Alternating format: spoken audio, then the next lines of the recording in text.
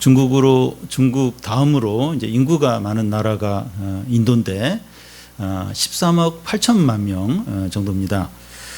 인도 시장은 중국 시장 다음으로 엄청나게 넓은데 이 삼성전자를 비롯해서 세계 유명 스마트폰 회사들이 치열한 경쟁을 벌이고 있습니다. 몇 년 전에 어떤 일이 있었는가 하면 그 외국계 회사들이 핸드폰 시장을 점유하고 있었는데 어느 때부터인가 인도 자국 회사의 핸드폰 판매 점유율이 높아진 겁니다. 기술력이나 디자인에서 많이 떨어지는 인도 핸드폰 제품이 어떻게 다른 외국 제품들을 이길 수 있을까 이렇게 연구를 해 봤더니 인도 사람들의 상황에 적합한 핸드폰을 만들었다는 거예요. 인도는 아직도 전기가 들어오지 않는 마을이 많은데 핸드폰을 충전시키려면 이 배터리를 가지고 각 마을에 그 정기적으로 방문하는 사람을 기다려야 한다는 겁니다. 그 사람이 방문하는 간격이 3일 정도라는 거예요. 인도 핸드폰 회사들은 그것에 착안해서 핸드폰 가격이 싸면서도 이 핸드폰을 한번 충전하면 3일까지 쓸 수 있는 그런 핸드폰을 만들었던 겁니다. 다른 외국 회사들은 새로운 기능을 추가하는데 이제 집중을 했는데 인도 회사들은 사람들의 필요에 더 집중을 했기 때문에 성공을 이제 한 것입니다.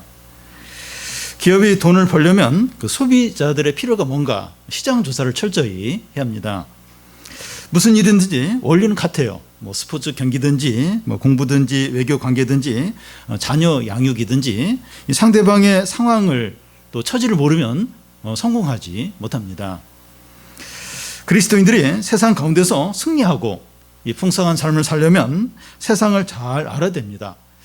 여기서 세상을 잘 알아야 한다고 하는 것은 뉴스나 인터넷 중에서 정보를 잘 알아야 된다 이것만을 말하지 않습니다. 겉으로 드러나는 것만 아는 것으로는 진정으로 아는 것이 아닙니다. 여러 사건들과 문제들의 원인을 아는 게 진정으로 아는 것이죠. 우리는 지난 시간까지 에베소 말씀을 살펴봤는데 우리가 이 말씀대로 세상에서 살려면 이 세상에 큰 영향을 끼치는 영적인 존재를 알아야 합니다. 여기서 영적인 존재를 이제 의식한다고 하는 것은 종교성이 있다 하는 이제 의미가 되는데요. 이 모든 사람들 안에는 종교성이 있습니다. 사람들은 뭐 신을 믿든지 믿지 않든지 그 신적인 존재를 의식하며 살아갑니다. 세상 일이 사람 뜻대로 되지 않고 어떤 신적인 존재에 의해서 결정이 된다 하는 걸 직간접적으로 인정합니다. 이런 종교성은 이제 비문명권 사람들이나 또 문명권 이 사람들 안에 다 있습니다. 전에 아마존 눈물이라고 이제 그 다큐멘터리 TV 프로가 있었는데 부족 사람들이 죽은 조상을 섬기든지 악어를 섬기든지 또 뭐 강이나 또 산이나 오래된 나무를 섬기든지 그런 걸 섬기면서 이제 제사를 이제 드리는 겁니다. 그런데 이 문명화된 도시에서도 마찬가지입니다. 요즘 청년들 사이에 유튜브로 이렇게 점을 보는 게 유행이라고 그래요. 코로나로 인해서 취업이나 진로 문제가 어려우니까 미래가 어떻게 될까? 유튜브로 이제 점을 이제 보는 겁니다. 사업상 중요한 계약을 앞두고 있거나 부동산 투자를 해야 하거나 또 결혼 배우자를 정하면서 점을 치는 사람이 많아요. 또 입시철이 되면 부모들이 절에 와서 이렇게 많이 이제 빌고 하물며 인공위성을 발사할 때도 박사들이 돼지머리 이런 거 놓고 이렇게 절을 합니다. 잘 이게 불발되지 않고 이렇게 잘 올라가도록 그렇게 이제 또 빕니다. 눈에 보이는 세계는 눈에 보이지 않는 영적인 존재에 좌우된다고 이제 여기기 때문이죠. 그런데 그리스도인들이 그 영적인 존재를 잊고 살 때가 많습니다. 특히 이제 하나님과 성령은 인정하지만 이 사단과 이 악한 영은 잊고 살 때가 많습니다. 이 사단과 악한 영들이 우리를 대적하고 시험한다 이런 생각을 하지 않고 살아가는 겁니다. 왜냐하면 보이지 않으니까 없는 것으로 여기는 겁니다. 그런데 성경과 예수님의 말씀에 보면 사단의 존재에 대해서 여러 차례 말씀하는 것을 볼 수 있습니다. 우리가 잘 아는 거라사 광인 안에든 이제 군대 귀신 들린 이야기나, 또 예수님이 어떤 사람에게 귀신을 쫓아내자 바리새인들이 예수께서 이 귀신의 그 왕 바알세불을 이제 도움을 받아서 이제 귀신을 쫓아낸다 이러자 예수님이 만약 내가 이렇게 귀신의 왕을 도움을 받아서 귀신을 쫓아내면 어떻게 사단의 나라가 존재할 수 있느냐 이런 말씀을 하신 적이 있고, 또 예수님은 그 제자들에게 사단이 하늘에서 떨어지는 것을 보았다고 또 말씀했습니다. 베드로는 이 사단이 우는 사자처럼 사행칠 자를 찾는다고 또 말했습니다. 또 바울도 이제 데살로니가 전서에서 내가 여러 번 너희에게 나아가려고 했는데 사단이 막아서 못 갔다 이런 얘기를 했습니다. 요한계시록에 보면 사단을 머리가 10개가 인 무시무시한 용으로 표현을 이제 하고 있습니다.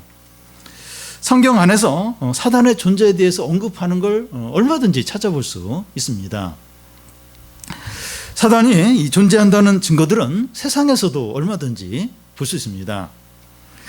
이 화성 연쇄살인 사건의 범인인 이춘재나, 또 엽기적인 성착취 사건인 N번방 사건의 이 주동자인 조주빈이나, 또 여아 그 성폭행범인 조두순이나, 또 의붓 아들을 큰 가방 안에 8시간 가둬놓고 100kg가 넘는 그 체중으로 그 위에 올라가서 짓눌러서 사망케 한 그런 엄마, 이런 사람들을 볼 때 어떻게 사람이 저런 죄악들을 저질 수 있을까? 그들이 스스로 한 것은 맞지만 그 뒤에 악한 영이 느껴지는 겁니다. 어떻게 사람이라면 어떻게 저럴 수 있을까? 그 뒤에 어떤 악한 영이 느껴지는 거예요. 전에 나온 영화 중에 악마를 보았다 하는 그런 영화 제목처럼 그 사람들의 배후에 악마가 느껴지는 거예요. 그냥 사람으로서는 도저히 또 악마가 이제 저 사람을 통해서 저렇게 했다. 그런 게 이제 느껴지는 겁니다. 이런 사단이 모든 그리스도인들을 대적하고 또 시험합니다. 오늘 말씀은 이것을 분명하게 이제 말씀하고 있습니다.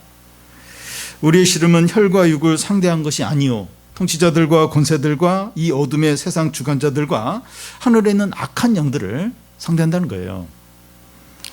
여러분, 이 사단이 보이지 않는다고 해서 없다고 여기고 잊어버리고 사는 것은 마치 이 코로나가 눈에 보이지 않으니까 마스크도 하지 않고 방역 수칙도 지키지 않는 것과 같습니다.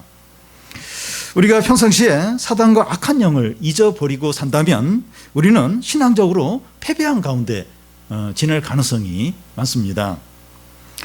사단이 보이지 않기 때문에 없다고 하면서 사는 것보다 사단을 더 기쁘게 하는 것이 없습니다.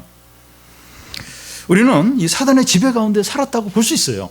사단은 없다, 안 보이니까. 그러면서 이렇게 지냈다고 하는 것은 그냥 사단의 지배 가운데 살았다고 보는 게 거의 맞습니다.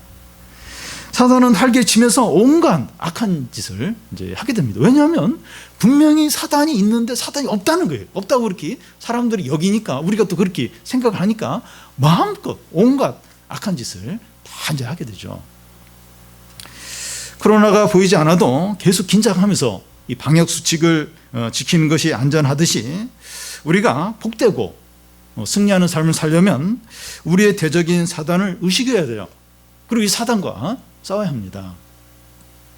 먼저 이 세상을 사는 그리스도인들에게 가장 필요한 겁니다. 한국 부대 중에서 가장 긴장이 되고 있고 군기가 센 부대 중에 하나가 서해 그 백령도에 근무하는 그 부대입니다. 주로 해병대들이 그곳에서 이제 복무를 하고 있는데요. 몇 년 전에 바다 위에서 총격전이 벌어졌고 또 이 섬 하나가 폭격을 받은 적도 있었습니다.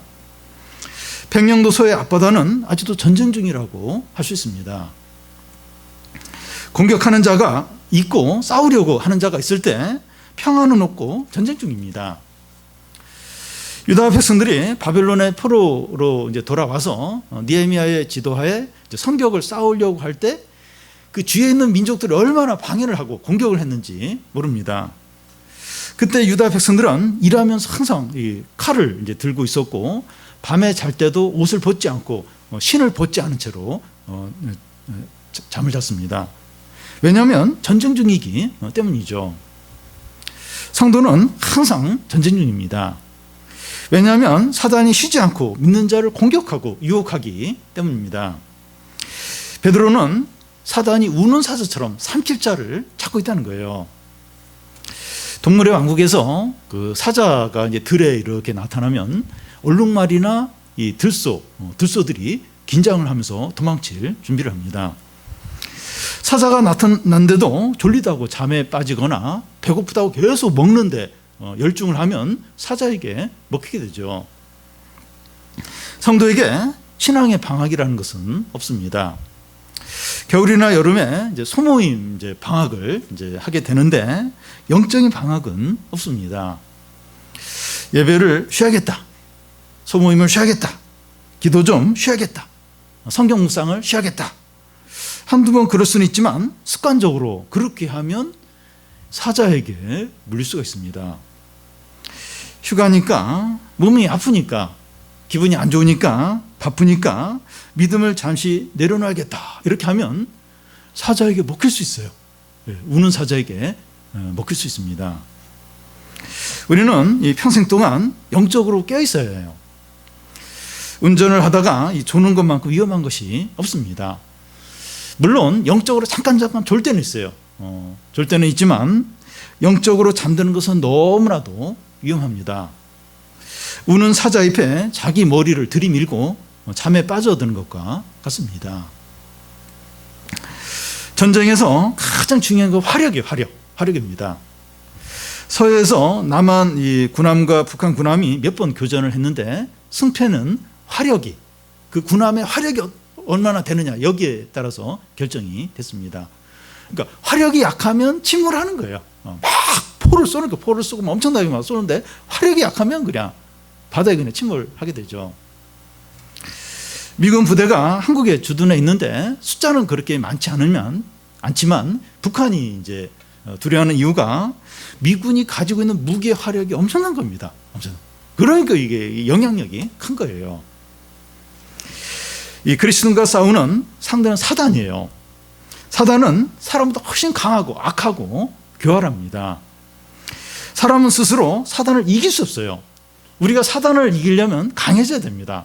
어떻게 우리가 강해질 수 있습니까? 10절에 보면 끝으로 너희가 주 안에서와 그 힘의 능력으로 강건하여지고, 우리가 어떻게 이제 강해질 수 있는가 하면 주 안에서 강해질 수 있고 하나님의 능력으로 강해질 수 있습니다. 그리스도인이 능력 있게 되는 것은 스스로 되지 않고 외부에서 능력이 와야 합니다. 주 안에서 공급이 돼야 되고 하나님의 능력으로 능력이 채워져야 돼요. 10절 중간에 이제 주 안에서 라는 말은 요한복음 15장에 나오는 포도나무와 가지의 관계와 같습니다. 가지가 스스로 이제 열매를 맺을 수 없고 포도나무에 붙어 있을 때 열매를 맺게 됩니다.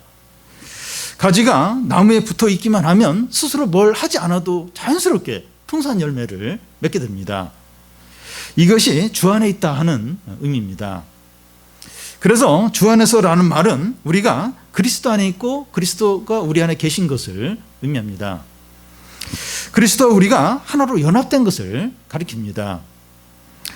부부는 하나로 연합되어 있기 때문에 각자의 소유라는 것이 없이 함께 그 소유를 공유를 하는 것처럼 우리가 그리스도와 연합되어 있으니까 그리스도의 모든 지혜와 능력과 또 이렇게 성령과 그 모든 것을 우리가 함께 누리게 됩니다. 여러분, 우리는 그리스도 안에서 강해집니다. 바울이 빌립보에서 말한 것처럼 내게 능력 주시는 자 안에서 내가 모든 것을 할 수 있느니라. 바울은 그리스도 안에서 모든 일을 할 수 있는 능력을 얻게 됩니다. 사람들은 이제 능력 있는 사람이 되는데 관심이 많아요. 또 그렇게 애를 많이 씁니다. 능력 있는 사람이 되려면 사람들에게 인정을 받아야 하고 또 공부를 잘해야 되고 재능이 많아야 하고 자기 개발을 열심히 해야 합니다. 이런 것들을 통해서 이제 능력 있는 사람이 되는데, 이제 이런 사람이 업무를 잘하고 또 그 분야에서 능력 있게 되죠. 유능하게 됩니다. 그런데 도덕적인 능력이나 또 선을 이제 행하는 일이나 또 죄를 이기는 거나 사단을 이기는 데는 무능할 수 있어요. 업무는 잘하는데, 머리는 좋은데 선을 행하거나 하나님의 뜻을 행하거나 죄의 유혹을 이기거나 이런 건 무능할 수 있습니다. 근데 인생을 살다 보면 업무 처리 이 능력보다도 도덕적인 어떤 능력이 훨씬 더 중요할 때가 많습니다. 죄와 유혹을 거절하지 못해서 한순간에 나락에 떨어지는 경우가 많이 있습니다. 그래서 진짜 중요한 것은 그리스도 안에서 강해지는 거예요. 그래서 죄와 유혹과 사단을 이기는 게 중요합니다. 그래도 이렇게 재능이 많고 실력이 있고 학벌이 좋고 공부를 잘하고 이게 더 중요하지 않느냐? 네, 그렇지가 않습니다. 이 정부에서 이렇게 장관들을 세울 때도 보면 이 도덕적인 어떤 부분들, 그리고 불법을 행했는지 아닌지 그걸 제일 우선적으로 봐요. 그게 안 되면 아무리 유능해도 요즘에는 장관이 됐었습니다. 또 고위직 공무원이다 할지라도 또 뭐 죄를 짓고 또 뭐 불법을 행하고 그러면 거기서 내려와야 돼요. 아무리 똑똑하고 전에 뭐 대단한 일을 했다 할지라도 도덕적인 문제가 있고 어떤 이렇게 죄를 짓고 그러면 거기서 이제 내려와야 됩니다. 그러니까 한순간에 모든 게 날아가야 돼요. 그 일상적인 그런 보통 사람들의 삶에 있어서도 부부간에 죄가 들어오든지 또 뭐 이렇게 사람과의 관계, 아주 친한 사람 관계에서 무슨 죄가 들어오고 뭐 이렇게 불법을 행하든지 이러면 그게 한순간에 다 날아가는 걸 보게 됩니다.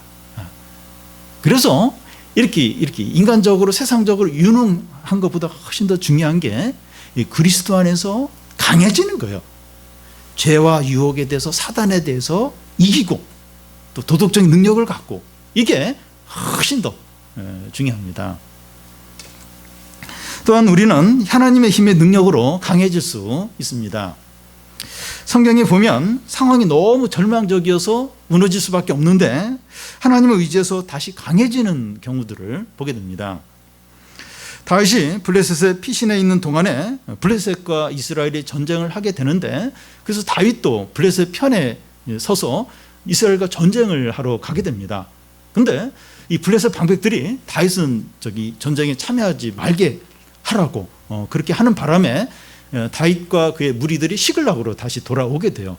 근데 시글락에 돌아와 보니까 아말렉 사람들이 쳐들어와 가지고 집들을 다 불태우고 가족들을 다 끌고 가고 가축들까지 다 잡아가 버린 겁니다. 그걸 보고서 다윗의 그 부하들이 너무 낙심이 되어서 돌로 다윗을 치려고 합니다. 다윗은 너무 두려워하죠. 너무 낙담이 됐는데 그 상황에서 이제 다윗이 어떻게 했는가? 성경에 보면 다윗이 크게 다급하였으나 그의 하나님 여호와를 힘입어 용기를 얻었더라. 다윗은 두려워 떨 수밖에 없었지만 하나님으로부터 힘을 얻어서 다시 이제 아말렉 사람을 추격을 해서 가족들 또 빼앗긴 것들을 다 되찾아 오게 됩니다. 바울에게도 이런 모습을 자주 볼 수 있습니다. 바울이 예수님을 만난 지 얼마 되지 않아서 다메섹에서 복음을 전하는데 사람들이 그렇게 의심하면서 배척을 했습니다. 그때 바울이 힘을 내어서 예수는 그리스도다 이렇게 이제 증거를 이제 하게 됩니다. 그러니까 바울 자신의 의지로 그렇게 한 것이 아니라 하나님으로부터 이제 힘을 얻어서 이렇게 이제 할 수 있었던 겁니다. 여러분, 우리는 그 하나님의 능력을 힘입어서 강해집니다. 우리가 하나님 앞에서 약해질수록 우리는 하나님으로 인해서 더욱 강해지게 됩니다. 예를 들면 그 창세기에서 하나님은 야곱을 승리자로 만들기 위해서 그 형 에서를 만나기 전에 그 환도뼈, 이 허벅지 뼈를 쳐서 불구자로 만들어요. 그때부터 요셉은 이제 하나님만 전적 의지합니다. 그래서 진정으로 강한 자가 됩니다. 한 예를 더 들면 바울은 이제 자기 몸에 가시가 있어서 3번에 걸쳐서 하나님께 치료해달라고 기도합니다. 하나님이 뭐라고 이제 응답을 하시는가 하면 내 은혜가 내게 족하다. 그 가시를 두신 이유는 너무 교만하지 않도록 하기 위해서라는 겁니다. 하나님의 능력이 약한데 온전해진다는 거예요. 여러분, 우리는 이 가진 것이나 재능이나 인기로 강해지는 것이 아닙니다. 돈이 더 많아지고 더 사회적으로 사회적인 지위가 올라가고 더 많이 이렇게 똑똑해지고 그래서 이제 진정으로 강해지는 게 아닙니다. 이런 것들로 사단을 이길 수 없어요. 죄와 유혹을 못 이겨요. 머리는 좋고 재능은 많은데 유혹을 못 이겨요. 이 죄를 못 이기게 됩니다. 우리가 그리스도 안에 머물고 하나님의 능력으로 힘입을 때 강해지면서 사단을 이기게 됩니다. 예배를 드리고 말씀을 지적으로 아는 것만은 안 돼요. 예배 드렸는데 나 말씀 알고 있는데 그것만으로는 부족합니다. 우리가 그리스도와 연합된 것을 믿고 그리스도를 전적으로 의지해야 돼요. 내가 그리스도와 연합되어 있다. 그리고 주님을 전적으로 의지해야 합니다. 우리는 그리스도 안에서 강해지고 그리스도의 하나님의 능력으로 강력해져야 돼요. 하나님은 그리스도 안에서 사단을 이길 수 있는 모든 능력과 지혜를 다 주셨습니다. 이 그리스도 안에서 다 줬어요. 우리에게 이 사단을 이길 수 있는 능력, 지혜 다 주셨습니다. 그리스도 안에서 하나님의 능력으로 강해지시기 바랍니다. 다음은 우리가 강해져야 하는 이유입니다. 우리가 싸워야 할 상대는 우리보다 훨씬 강해요. 또 악하고 교활합니다. 11절을 보면 마귀의 관계를 능히 대적하기 위하여 하나님의 전신갑주를 입으라. 여기서 관계라고 하는 것은 집요하고 속이고 전략적으로 공격하는 것을 말합니다. 마귀는 단지 세력이나 힘이 아니라 인격적인 존재입니다. 지혜와 힘이 있고 전술을 쓸 줄 아는 악한 영이에요. 사단의 관계가 어떠한지 대표적인 예가 삼손의 경우입니다. 삼손은 성령의 사람이에요. 엄청난 힘을 가진 자입니다. 그는 나귀턱뼈 하나로 블레셋 사람 1000명을 쓰러뜨린 그런 자입니다. 이 블레셋 사람들이 이제 삼손의 엄청난 힘의 근원을 알아내고 삼손을 없애기를 원했습니다. 그들은 삼손이 드릴라라는 여자를 사랑한다는 것을 알고 이 드릴라를 통해서 이 삼손의 힘의 비밀을 알려고 은 5,000개를 이제 줍니다. 그래서 드릴라가 삼손을 막 눈물과 애교로 막 유혹을 해요. 그래서 힘의 근원이 뭔지 알려고 하는데 3번이나 실패를 하게 됩니다. 그렇지만 끝까지 포기하지 않고 유혹을 해서 이 삼손의 힘이 머리털에서 나온다. 그걸 알아내고 결국 삼손을 쓰러뜨립니다. 사단은 각 성도들의 가장 약한 부분을 다 알고 있습니다. 돈에 약한 사람, 친구에 약한 사람, 노는 것에 약한 사람, 성적인 유혹에 약한 사람, 사람들의 인정에 약한 사람, 사단의 컴퓨터에 그게 다 저장이 다 되어 있어요. 이름을 치고 엔터키를 누르면 이 각 사람의 모든 것이 다 떠요. 다 뜹니다. 사단은 우리를 넘어뜨리기 위해서 우리의 약한 부분을 과감하게 집중 공격하고 한두 번 해서 안 됐다고 해서 포기하는 것이 아니라 끝까지 집요하게 공격을 하고 유혹을 합니다. 사단의 관계를 이길 사람 아무도 없어요. 아무도 없습니다. 모두가 사단의 종으로 살 수밖에 없어요. 이렇게 집요하고 강력하고 우리의 모든 걸 다 알고 있으면서 이렇게 공격하는 사단을 이길 사람 아무도 없어요. 다 사단의 종으로 살 수밖에 없습니다. 그런데 사단의 관계를 능히 이길 수 있는 길이 있다는 거예요. 그것은 11절 중간에 보면 하나님의 전신갑주를 입는 겁니다. 바울은 에베소서를 쓸 당시에 감옥 안에 있었는데 그는 감옥 안에 있으면서 로마 군인들이 이렇게 무장하고 있는 것을 많이 이제 보았습니다. 그 당시에 로마 시민의회 사람들을 야만인이라고 이렇게 불렀는데 그들은 전쟁할 때 반나체로 그냥 짐승 가죽 같은 거 하나 뒤집어 쓰고 그러면서 이제 전쟁을 했습니다. 그런데 그 당시 로마 군인들은 오늘날 우리가 영화를 보든지 사진에서 보듯이 방패와 투구와 가슴막이와 다리와 또 이 다리 각방과 창과 검으로 다 무장을 했어요.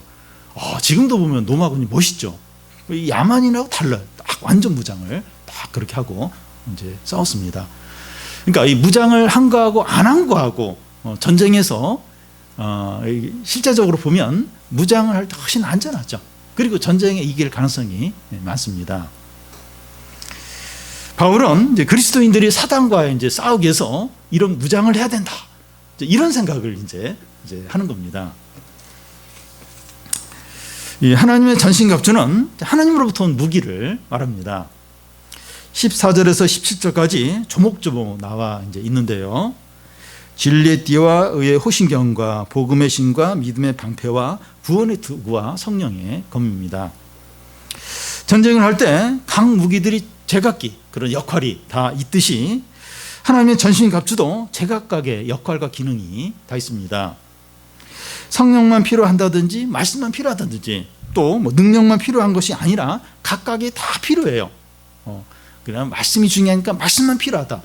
성령이 중요해서 성령만 필요하다. 그게 아니고 이런 영적인 무기들이 각각 이 필요와 어떤 기능들이 다 있어요. 그래서 그게 다 있어야 됩니다. 여러분, 하나님의 전신갑주를 입지 않으면 사단에게 패할 수밖에 없습니다. 베드로는 예수께서 겟세마네 동산에서 기도하면서 베드로에게 기도하라고 그랬어요. 기도하라고. 그렇게 했는데 그는 잤습니다. 기도로 무장하는 것을 소홀히 한 거예요. 지금은 기도로 무장을 해야 되는데 지금 영적인 치열한 전쟁이 있기 때문에 근데 기도를 안 했어요. 기도로 무장하는 걸 소홀히 했습니다. 그러고 나서 베드로는 예수님을 3번이나 부인하게 됩니다. 영적으로 크게 패하게 되죠. 다윗은 저녁 시간에 이 궁전 지붕을 거닐다가 목욕하는 여자를 보고 이렇게 집으로 데려와서 이렇게 간음을 이제 하게 됩니다. 개인 경공으로 무장을 해야 되는데 소홀히 한 거예요. 그러니까 그 당시 이제 그 부하들과 또 백성들이 전쟁하러 나갔어요. 그러면 자기도 깨어서 기도를 해야 되죠. 지금 요압과 지금 군사들이 가서 지금 전쟁을 하러 나갔으면 궁전에 있으면서 기도하든지 경건을 해야 되는데 이 경건을 무시한 개인 경건을 무시했던 겁니다. 다윗 같은 사람도 넘어지는 거예요. 넘어지는 겁니다.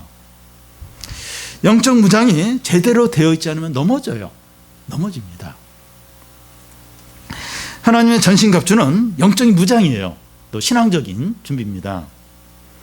하나님의 전신갑주로 무장하지 않고서는 사단의 불화살을 피할 수가 없어요. 하나님의 전신갑주를 입지 않으면 누구나 패배할 수밖에 없습니다. 목회자인데, 나는 장로인데, 나는 안수집사인데, 나는 신앙 경력이 20년인데, 나는 성경을 몇 번 읽었는데 소용이 없어요. 이 하나님의 전신갑주로 무장하지 않으면 패배할 수 없어요. 이 불화살을 못 피해요. 못 피합니다.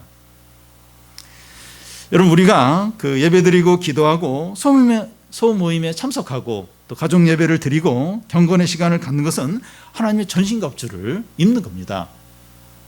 이 시간을 통해서 나의 약한 부분이 뭔지, 또 사단이 그 어떤 부분을 위협하고 공격하고 유혹하고 있는지, 나는 어떤 부분에서 계속 넘어지는지, 나는 어떤 무장을 해야 하는 것을 보는 거예요. 이런 시간을 통해서 내가 좀 약한 부분이 뭐지? 내가 자꾸 넘어지는 부분이 뭘까? 사단은 어떤 부분을 자꾸 공격할까? 이걸 이제 보는 겁니다. 성도들을 가까이 하고 말씀을 가까이 해야 이런 것들이 보이면서 느껴져요. 느껴집니다. 근데 이렇게 뭐 예배나 말씀이나 또 성도들과 함께 교제하는 이런 걸 멀리 하면 영적으로 맹인이 돼요. 몰라요. 지금 막 사단이 불화살을 쏘고 거기에 맞아서 지금 막 피를 흘리고 막 그런데 몰라요. 몰라요. 전혀 그걸 못 느낍니다. 그런데 이런 그 말씀을 가까이 하고 하나님을 가까이 하는 시간을 통해서 보는 거죠. 지금 사탄이 어떻게 나를 유혹하고 있고 공격하고 있고 나는 어디가 약하고 이걸 이제 깨닫고 여기에 대한 준비를 할 수 있게 되는 거죠. 이런 시간을 통해서 하나님의 전신갑주로 무장하시기 바랍니다. 믿음, 말씀, 성령, 은혜, 기도 이런 것으로 싹 무장. 내가 이 부분이 부족했구나. 싹 이제 무장을 이제 어벤져스 보면 막 이렇게 막 그 아이언맨 오잖아요. 무장이 막 되잖아요. 그냥 평범한 사람인데 그러고 나서 뭐 엄청난 능력을 이제 발휘하는 것처럼 이런 시간을 통해서 무장, 말씀, 기도, 은혜, 또 성령, 막 이런 거, 능력 이런 걸로 이제 무장을 하는 거죠. 우리가 이렇게 무장해야 하는 이유는 우리의 씨름은 사람이 아니고 악한 영들과 하는 것이기 때문입니다. 12절을 보면 우리의 씨름은 혈과 육을 상대하는 것이 아니요 통치자들과 권세들과 이 어둠의 세상 주관자들과 하늘에 있는 악의 영들을 상대함이라. 이 혈과 육이라고 하는 것은 사람을 가리킵니다. 우리의 싸움의 상대는 사람이 아니에요. 사람하고 싸우지 말라는 거예요. 우리의 싸움은 사람하고 싸우는 게 아닙니다. 운전을 하는데 뒷차가 와서 들이받았어요. 그럴 때 뒷차에게 화를 내는 거예요. 옆 뒷차에 화를 내고 변상을 요구하는 것이 아니라 운전자에게 그 변상을 요구하는 것과 같습니다. 누가 몽둥이로 내 머리를 쳤을 때 그 몽둥이와 다투는 것이 아니라 몽둥이하고 싸우는 거예요. 그게 아니라 몽둥이를 가지고 친 사람하고 이렇게 이야기를 해야 되죠. 그 사람에게 따져야 되죠. 전에 청소년 캠프에서 제가 이렇게 설교를 이제 하는데 그 앞자리에서 설교를 듣고 있던 한 교사가 예배를 마치고 나서 저에게 하는 말이 뭔가 하면 목사님이 설교를 하는데 어떤 세력하고 싸우는 것 같다라는 겁니다. 맞습니다. 저는 청소년들과 싸우는 게 아니라 청소년들을 지배하고 있는 그 악한 영, 악한 세력하고 싸운 거죠. 사람에게 화를 내고 소리를 지르고 다투는 것은 진정한 해결이 되지 않습니다. 그러니까 상대방이 이렇게 약간 이렇게 부신앙적인 걸 얘기하거나 죄 같은 걸 이게 한다고 해서 그 사람하고 막 싸우고 그 사람하고 막 결판을 내려고 하고 물론 이제 이렇게 얘기하고 이렇게 바로 잡을 건 바로 잡아야겠지만 그 사람하고 싸우는 게 진정한 해결이 아니라는 거예요. 우리의 싸움은 사람을 이기고 굴복시키는데 있지 않습니다. 그래서 막 소리를 지고 무력을 써서 굴복을 시켰어요. 이렇게 복종하게 만들었습니다. 그게 진정으로 이기는 게 아니라는 거예요. 하나님 은혜와 복음을 통해서 사람들이 사단으로부터 벗어나서 하나님께 돌아올 때 진정으로 그 사람을 이긴 것이고 얻은 것이죠. 하나님 은혜와 성령으로 말씀으로 사람을 이렇게 변화시켜서 이렇게 하나님께 돌아오게 하는, 이게 진짜 이긴 거죠. 진짜 그 사람을 얻는 겁니다. 여러분, 우리의 싸움의 대상은 통치자들과 권세들과 세상의 주관자들과 악의 영들입니다. 이런 것들은 그 사단의 이름이에요. 사람의 다른 이름이고 또 사단의 부하들을 말합니다. 악한 영적인 존재들이고 눈에 안 보여요. 하늘에 속한 것들입니다. 아주 강하고 또 악하고 교활합니다. 우리가 상대에서 싸우는 이런 존재, 이런 존재들과 싸우는 겁니다. 여기서 사단의 이름 중에 통치자들과 권세가 이제 있는데 이게 무슨 말인가 하면 국가나 정치나 법이나 관습이나 교육이나 문화나 언론 등의 배후에 사단이 활동하는 것을 말합니다. 이런 것들이 다 사단의 활동이다는 것을라는 그런 말이 아니라 사단이 이런 것들을 통해서 활동할 수 있다는 거예요. 법을 이제 예로 들면 포괄적 차별금지법 이야기를 이제 많이 좀 들었을 겁니다. 이 법이 통과가 되면 그 동성애에 대해서 비판적으로 이야기를 하면 차별금지법에 걸려서 처벌을 받게 됩니다. 차별금지법은 필요하고 좋은 법인데 왜 이 법을 반대하느냐? 그러니까 인종, 민족, 직업, 또 지역, 또 여러 가지로 이렇게 사회, 또 남자냐 여자냐 이런 걸로 또 이제 차별을 이제 많이 하는데, 이걸 금지하는 법은 좋고 필요한데 왜 이걸 교회에서, 왜 기독교는 반대하느냐, 이제 이런 말을 할 수가 있는데, 실상을 알고 보면 전혀 그렇지 않습니다. 전혀 그렇지 않아요. 예를 들어서 그 에이즈가 동성연애자를 통해서 전염되는 퍼센트가 40%가 넘는데 앞으로 이런 말을 이제 못하는 겁니다. 코로나의 경우에 국민의 안전을 위해서 확진자와 동선을 이제 이렇게 공개를 하는데 동성애를 통해서 에이즈가 감염되는 비율이 높다 이런 말을 앞으로는 공개적으로 이제 발표를 못하는 겁니다. 얼마 전에 이태원 클럽 감염이 일어났을 때 동성자들이 모이는 클럽에서 이제 발생을 한 것인데 첫날과 다음 날 정도 언론에서 동성애자 그런 얘기가 나오고 그 다음 날부터는 더 이상 동성애자에 대한 언급이 이제 사라졌는데 이 동성애자에 대해서 조금이라도 어떤 부정적인 언급을 하는 것을 차별이라는 거예요. 바로 동성애자들이 나와서 언론에 나와서 뭐 해요. 차별하지 말라. 뭐 당당하게 막 그런 얘기 하는 거예요. 그러니까 동성애자에 대해서 조금이라도 부정적인 이야기를 하면 차별을 한다는 차별. 그러면서 바로 거기에 대해서 막 항의를 하고 이제 그럽니다. 이것은 오히려 민주사회에서 역차별입니다. 그러니까 얘기를 할 것도 못 하는 거예요. 그게 뭐 안 된다, 막 이게 차별을 이러면서 오히려 이게 이제 민주사회에서 역차별이죠. 이 법이 통과되면 학교에서도 이제 그 성교육을 할 때 동성 간의 성관계를 어떻게 하는 것도 가르치게 됩니다. 왜냐하면 차별하면 안 되니까 동성애도 똑같이 동성애가 어떻게 이루어지고 이런 것도 똑같이 가르쳐야 이제 하는 거예요. 어린이나 청소년들에게 동성애를 홍보하고 또 권하는 효과를 갖게 됩니다. 이 장애인 차별금지법 같은 경우는 구체적인 그 금지법이죠. 이거 아무 문제가 없어요. 이런 식으로 이렇게 뭐 장애인이나 뭐 성별이나 이런 걸 이제 차별하면 안 된다. 이렇게 구체적으로 이제 법을 이렇게 정해야 되는데 포괄적 그 차별금지법 이거 뭐 다 뭉뚱그려 가지고 이거 이렇게 하면 안 된다. 이제 이런 법은 사단의 어떤 배후에 있는 거예요. 이런 법을 통해서 사단이 이제 마음껏 이제 역사를 이제 하게 됩니다. 정강훈 목사와 사랑제일교회로 인해서 확진자들이 많이 나와서 우리 사회에 큰 피해를 주었습니다. 정강훈 목사에 대해서 한국 주요 교단들이 이단으로 규정할 그런 움직임을 보이고 있고 정치권에서까지 손절을 하고 있습니다. 그런데 언론에서 정강훈 목사와 사랑제일교회에 대한 보도를 할 때마다 기독교와 한국교회 전체가 같은 부류인 것처럼 그렇게 이제 보도를 합니다.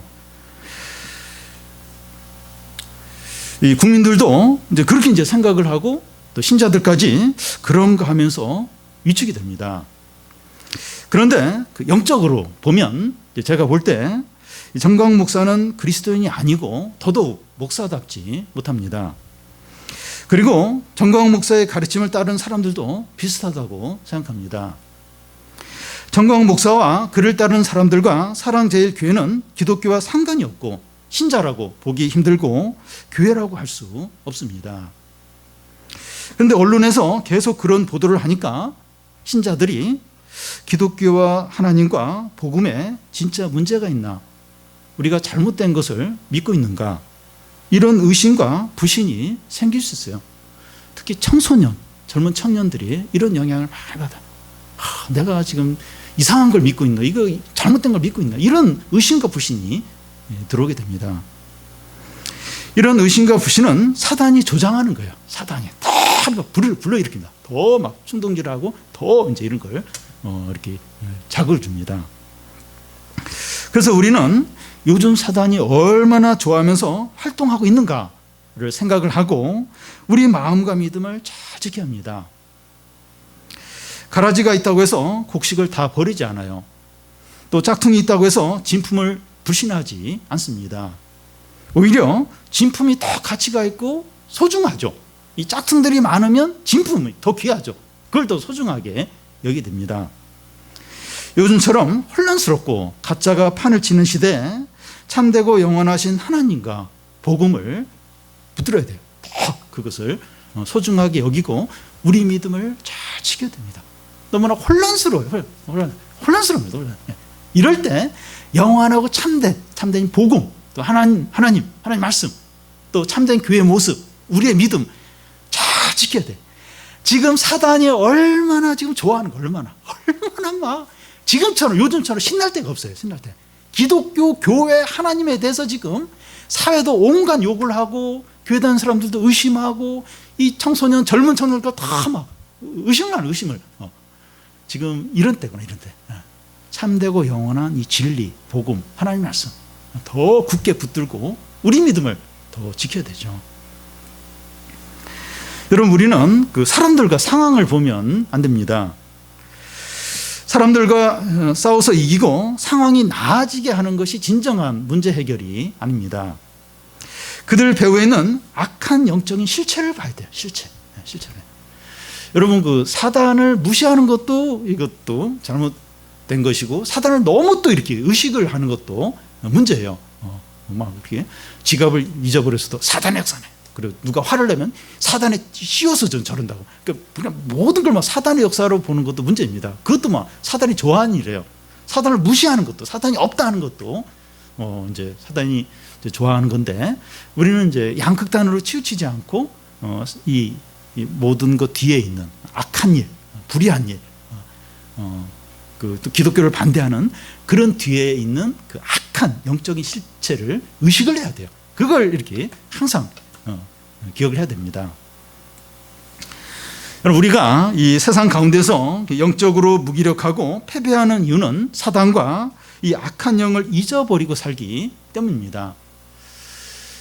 비대면 그 예배가 한 지금 3주째인가 4주째 되고 있는데 비대면 예배로 바뀌면서 제가 이렇게 많이 위축이 됐어요. 그리고 막 낙심이 되고 또 침체에 빠지고 그렇게 계속 좀 약간 비슷하게 그런 상태가 지속이 됐습니다.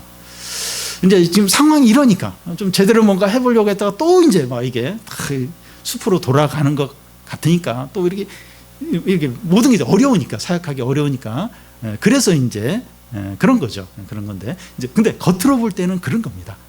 근데 오늘 말씀에 이렇게 비춰보니까 진정한 원인은 그게 아니고 이런 어려운 상황을 통해서 사단이 제 마음을 충동질하는 거예요. 이렇게 낙심하게 만들고 침체되게 하고 그리고 불신앙에 빠지게 했던 겁니다. 저는 더 이상 이제 이렇게 이런 상황으로 불평 안 하려고 합니다. 낙심 안 하려고 해요. 나를 이렇게 낙심시키고 위축시키고 두렵게 만들고 그리고 이 침체시키는 이 사단과 이제 싸우려고 그래. 싸우려고. 근데 우리가 비슷합니다. 우리가 지금 비슷한 이런 상황들을 이제 맡고 있는데 우리가 힘들어요. 힘들고 너무 어려워요. 그리고 막 불안하고 그래서 이제 우리가 자꾸 이제 낙심하고 침체되고 불신앙에 빠지는데 진정한 원인은 그게 아니에요. 눈앞에 있는 어려움들 그게 아니에요. 진정한 원인은 그게 아닙니다. 그런 어려움을 통해서 사단이 충동질을 하는 거예요. 우리를 두렵게 하는 거예요. 자꾸 침체에 빠지게 하는 겁니다. 이 사단과 싸워야 돼요. 사단과 싸워야 됩니다. 사단하고 싸우는 어려움이 문제야. 어려움이 진정한 원인이 아니에요. 사단. 그 어려움 뒤에서 충동질하고 두렵게 만들고 침체 빠지게 하고 불신앙으로 자꾸 끌어내리는 이 사단이요. 사단하고 싸워야 됩니다. 우리는 어느 때보다도 예배를 열심히 드리고 말씀을 가까이 하고 또 성령 충만을 구해야 됩니다. 어느 때보다도 그래야 됩니다. 우리는 그리스도 안에서 강해져야 되고 하나님의 능력으로 더 강력해져야 합니다. 우리의 싸움은 힘든 싸움이지만 이미 이긴 싸움입니다. 그리스도가 승리한 싸움을 우리는 싸우는 것입니다. 여러분 우리가 이 챔피언 자리, 이 우승자의 자리를 놓고 사단하고 싸우는 것이 아니라 이미 우리는 승자예요. 우리의 싸움은 승자의 자리를 지키는 싸움입니다. 사단은 계속해서 끌어내리려고 그래. 너는 패자야 이러면서 너는 위축돼야 되고 두려움 가운데 있어야 되고 불신앙 가운데 있어야 돼. 너는 패자야. 자꾸 끌어내리려고. 우리 승자인데 이걸 지켜야 됩니다. 이걸 싸워서 지켜야 됩니다. 여기 우리의 씨름은 하면서 우리 씨름이라고 하는데 그 씨름이라는 그 말이 그 레슬링을 얘기해요. 그러니까 그 당시 기원후 1세기 그 그리스 로마 사회에서 그 씨름 레슬링을 할 때 두 사람이 이제 붙게 되는데 패자는 한 눈을 이제 뺀다 그래요. 그래서 지면 이제 불구자로 이제 사는 거예요. 그래서 이 씨름을 할 때 안 지려고 목숨을 걸고 싸운다는 겁니다. 우리는 이 씨름을 목숨을 걸고 해야 되는 거예요. 그냥 적당히 하다 아유 안 되겠네 힘드네 포기하면 안 되고 목숨을 걸고 끝까지 이기려고 싸워야 돼요. 이미 이겼어요. 승자예요. 근데 이걸 지키기 위해서 싸워야 됩니다. 여러분 코로나가 이제 얼마나 더 오래 갈지 막 그런 얘기를 많이 해요. 뭐 내년까지 간다, 내년 말까지 간다 그런 얘기를 해서 계속 이런 상황으로 마스크하면서 지내야 된다는 이야기를 하는데, 근데 어느 때인가는 끝날 거예요. 어느 때는 끝날 텐데 안 보이지만 우리가 계속 이제 마스크를 한동안은 해야 되는 겁니다. 근데 이 코로나보다 더 심각한 게 사단. 사단은 안 보이지만 우리 남은 평생 동안에 사단을 의식하면서 살아야 돼요. 사단을 잊어버리면 안 돼요. 안 보이지만 이 코로나가 사람을 감염시켜서 심각한 어떤 상황에 빠지게 하는 것처럼 이 사단은 이 코로나보다 더 우리를 심각한 자리로 끌고 갑니다. 그래서 보이지 않지만 항상 의식을 하고 깨어 있는 거예요. 깨우고 그래서 이 사단과 싸우는 겁니다. 하나님의 전신갑주를 입으면 백전백승이에요. 믿음과 말씀과 성령과 은혜와 기도로 다 무장을 하는 거예요. 어벤져스에 나오는 거 아이언맨처럼 말씀과 성령과 기도와 은혜와 능력으로 다 무장을 해요. 백전백승. 하나님의 전신갑주를 안 입으니까 문제예요. 안 입으니까. 그걸 그냥 집에 걸어놓고 그냥 안 입는 거예요. 보기만 하는 거예요. 하나님 전신갑주 입는 거죠. 백전백승. 항상 깨어서 끝까지 싸웠어. 깨어서 싸우는 겁니다. 우리 모든 성도들이 그리스도 안에서 하나님의 능력으로 강한 자가 되어서 사단과 악한 영을 이기고 하나님의 모든 축복과 은혜와 승리와 기쁨을 누리시기를 바랍니다.